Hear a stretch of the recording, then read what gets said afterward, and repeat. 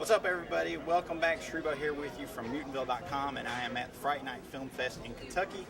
And we are going to take a moment to talk to the one, the only, extremely talented horror artist, Joel Robinson. Joel, thank you for joining us, sir. Thank you for having me. I appreciate it. It's our honor. Thank you. Now, since we are all here for horror, one thing we like to ask people right off the bat is, what is your favorite horror film? Wow, there's a lot, and it's going through my mind. There is one that really stands out, and I'd have to say that's Return of the Living Dead. Great choice. Yes. Remember that? I mean, I remember seeing that on VHS, and that changed my life because it just brought that little bit of quirky. I mean, it was like almost a black comedy horror, and I think it shifted things up and kind of shook the genre up a little bit. Yeah, absolutely. And Linnea Quigley dancing on a tombstone shook up a lot of people's genres, so to speak.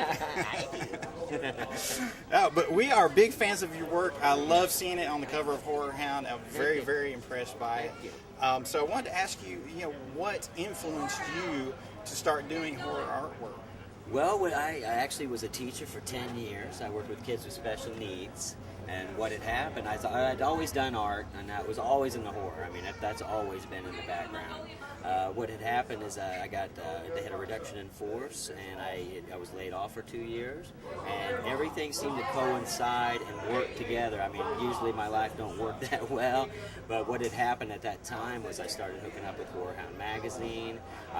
They invited me out as a guest to a show, just to not have a table or anything, just to come out and check out the show. This was a couple years ago.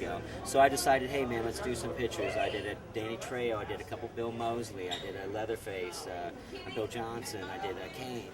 And I just had them and I took them, and it was basically, I just wanted to meet these people, see what they thought, and get it signed. It was a total fan thing, And what had happened is I'm standing there in line, and people are like, where'd you get that? What's going on?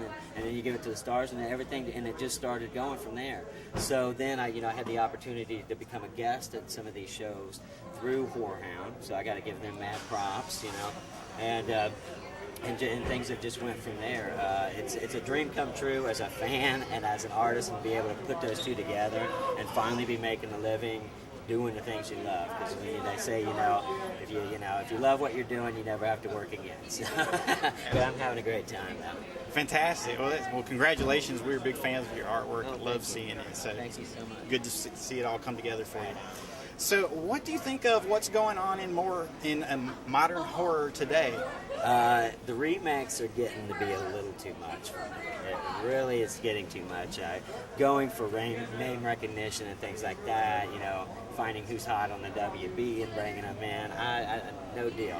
But I'll tell you, there is a lot of good independent stuff that's going on, and I think, for every clunker out there that, may make a... And what the bad part is that those movies actually make money, and it kind of fortifies them to make more of them, and some things, and sometimes they flop. But I would like to see something I would like to see somebody that's doing it because they want to do it, and not because, a certain producer or something thinks they can make some money off their name. So, but I end up I sit and it seems like sometimes I watch all these 80s movies and stuff still. So the stuff coming out, I guess, really don't affect me as much as as I wish they'd come out with a good horror movie, because you can always go back and watch the classics.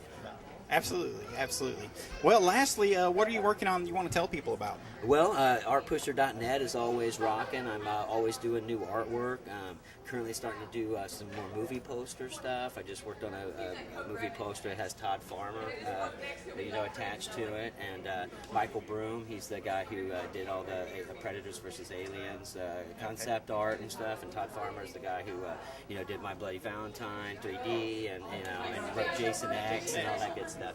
So that's cool. I'm just breaking into that, starting to do DVD covers. I'm starting to work with some people. There's a lot of great filmmakers here in Kentucky, and they're putting out good products, and they're wanting that poster, either that 70s look poster, or they wanting that something that kind of catches the eye, and they're kind of promoting themselves with a package now, and which is really cool. They just started slapping some stuff and putting it out. They're really thinking about it, putting it out, and that's opened a lot of doors for me, opportunities for me to work with them. So it's a wonderful thing. But always out. I'm on the disposal tour right now. I have 10 more dates. And you can check that out at artpusher.net. I'll be on the road till November.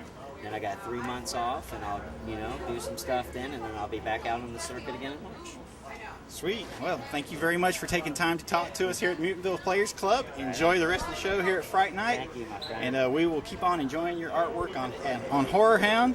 And show this tattoo to everybody. Some classic Basil Gogos reproduction right there. Lon Chaney for you. London After Midnight. Thanks. Mutantville.com. Peace.